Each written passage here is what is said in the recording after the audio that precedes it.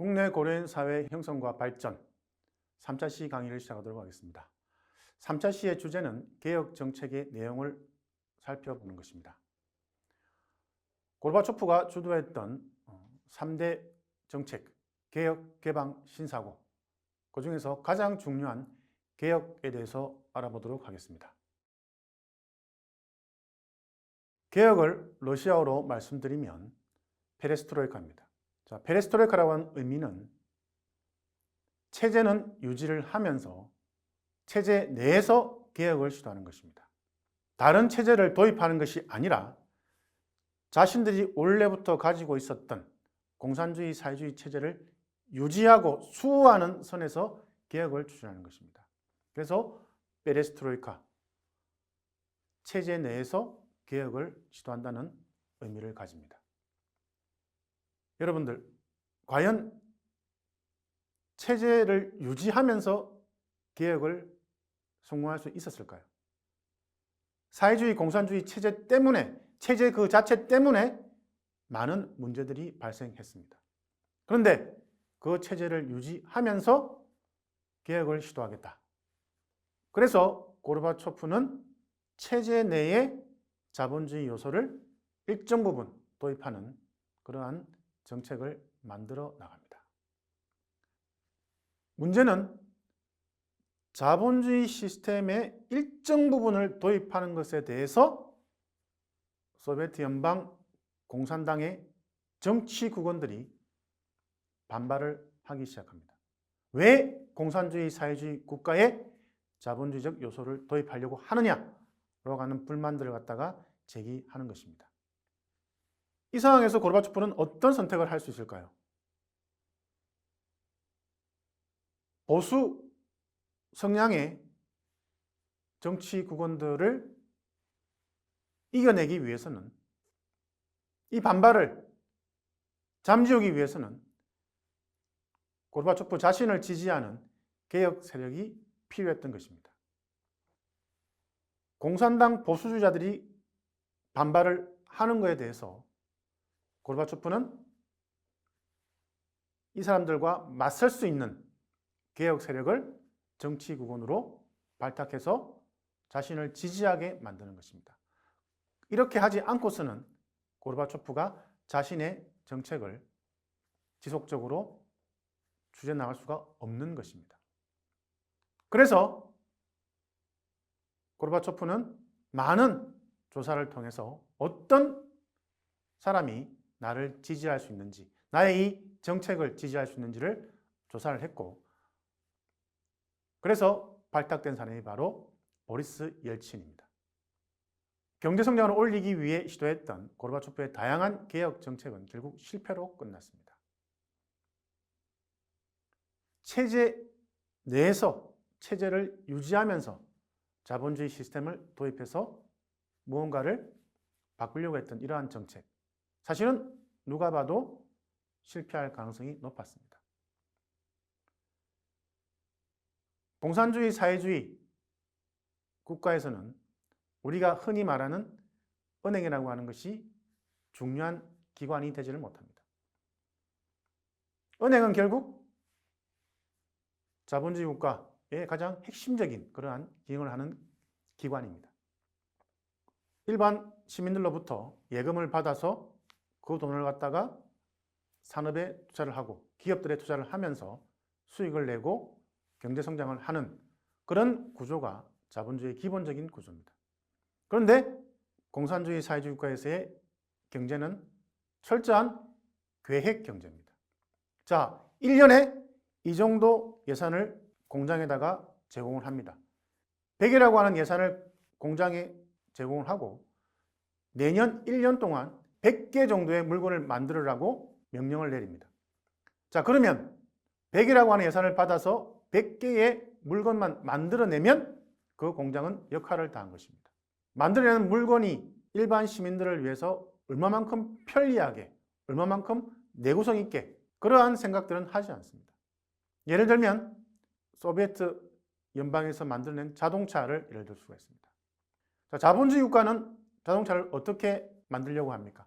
여러 경쟁 업체들이 있으니까 이 경쟁 업체들을 이기기 위해서 많은 생각들을 하고 많은 고민들을 해서 더욱더 편리하고 더욱더 가격을 낮추는 그런 경쟁을 하게 됩니다. 그런데 사회주의 공산주의 국가에서는 그럴 필요가 없습니다. 1년 예산 할당받고 그 할당받은 예산만큼 물건을 생산하면 됩니다. 소비에트 연방에서 만든 자동차, 브레이크 잘 들면 되고 잘 나가면 됩니다. 잘 나가고 잘 멈추면 그게 자동차입니다. 그 외의 것은 생각하지 않습니다. 이러한 상황에서 과연 사회주의, 공산주의 국가의 경제가 성장하고 발전할 수 있었겠습니까? 그래서 고르바초프가 시도했던 이 개혁 정책은 결국 실패로 끝납니다. 자, 실패로 끝나게 되면서 고르바초프는 아주 심각한 위기에 처하게 됩니다. 공산당 보수주자들이 이렇게 말합니다. 결국 실패했지 않았느냐. 따라서 다시 사회주의, 공산주의 체제로 돌아가자. 자본주의 시스템 도입할 필요가 없다. 반대로 고르바초프가 직접 뽑았던 개혁 성향의 개혁주의자들은 이렇게 이야기합니다. 체제 내에서 개혁을 하는 것은 맞지 않다. 체제 자체를 바꾸어야 된다. 라고 하는 엄청난 발언을 하게 됩니다. 결국 시간이 지나면서 고르바초프의 개혁 정책이 실패하면서 고르바초프는 공산당 보수주의자들과 개혁주의자들 이 사이에 놓이게 됩니다. 두 세력으로부터 지속적으로 반발을 일으키게 만듭니다. 고르바초프는 90년 9월 샤탈린이라고 하는 학자의 경제개혁 500일이라고 하는 새로운 경제 시스템, 다시 말씀드리면 사회주의 공산주의 시스템의 자본주의적 요소를 일정 부분 도입하는 이러한 정책을 추진합니다. 기존의 계획 경제가 한계에 다다른 상황에서 일부 자본주의 요소의 도입으로 인해 경제난은 더욱 가중되었으며 시민들은 배급조차 제대로 받지 못하고 물자 부족에 시달리게 됩니다. 계획 경제, 100의 예산으로 100의 물건을 만들면 됩니다. 그런데 인구는 더 증가하게 되고 시민들의 요구는 더 높아지게 됩니다. 그러면 그 다음에는 100이 아닌 200을 투자해서 200이라는 예산을 만들어서 물건을 만들게 해야 됩니다. 그런데 그것이 불가능합니다. 오히려 100이 200으로 증가하는 것이 아니라 100이 90, 80으로 감소하는 것입니다. 그러니까 시민들이 기본적으로 가져야 하는 물건들이 생산되지 못하고 결국 배급 물건조차 부족하게 됩니다. 물자 부족에 시달리게 되는 것입니다. 90년대 소련의 사진들을 보면 가게 앞에 시민들이 줄을 쫙 서가지고 있습니다. 문이 열리면 뛰어들어갑니다. 왜? 그렇게 하지 않으면 물건들을 살 수가 없습니다.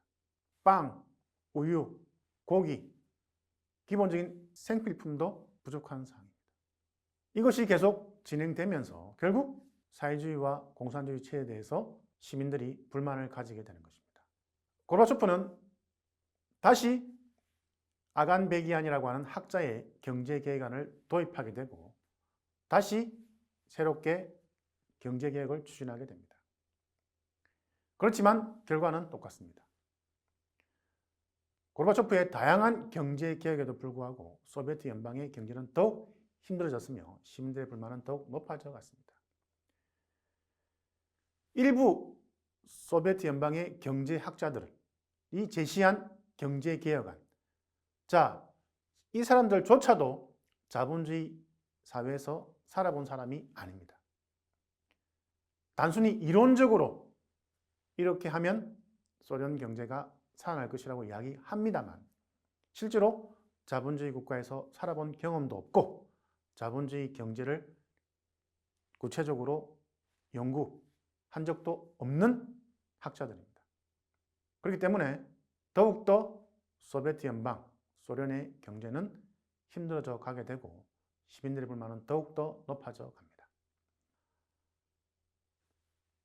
고르바초프는 자본주의 시스템 일부를 자신이 지키고자 했던 사회주의 공산주의 체제에 도입을 합니다. 그렇지만 이것은 실패로 끝나게 됩니다.